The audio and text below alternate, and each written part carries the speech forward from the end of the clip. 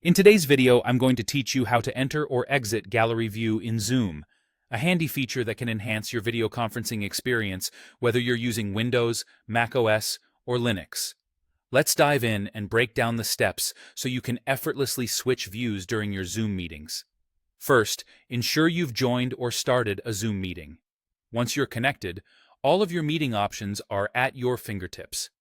To access the gallery view, you'll need to make the meeting controls visible, and for that, simply move your mouse around within the meeting window. This action brings up the familiar control panel, giving you a host of options to manage your meeting. Now, direct your attention to the top right corner of your screen. You'll see a button labeled View. This is your gateway to choosing how you want to see your meeting participants. Go ahead and click on View. Here, select Gallery View. And instantly, if more than one participant is active, you'll see everyone displayed in a neat grid. This view is particularly useful when you want to feel more connected to the group, as you can see everyone's reactions simultaneously.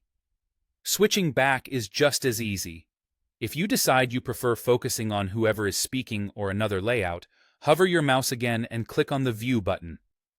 From here, you can easily select Speaker View or whichever layout you prefer at that moment. Each view offers its own benefits, so feel free to switch around depending on the situation. Let's talk about larger meetings. If you're participating in a call with a significant number of people, the gallery view might extend across several pages. Don't worry, you won't miss seeing anyone. Zoom adds navigation arrows, usually on the left and right of your screen. These arrows allow you to seamlessly flip through pages of participants. Simply click these arrows to explore who else is in the meeting and ensure you're engaged with everyone present. And there you have it, a simple way to maneuver through the different viewing options in Zoom to optimize your meeting experience. Whether you want a broader view to see everyone at once or prefer zeroing in on the speaker. These quick adjustments put you in control of your virtual environment.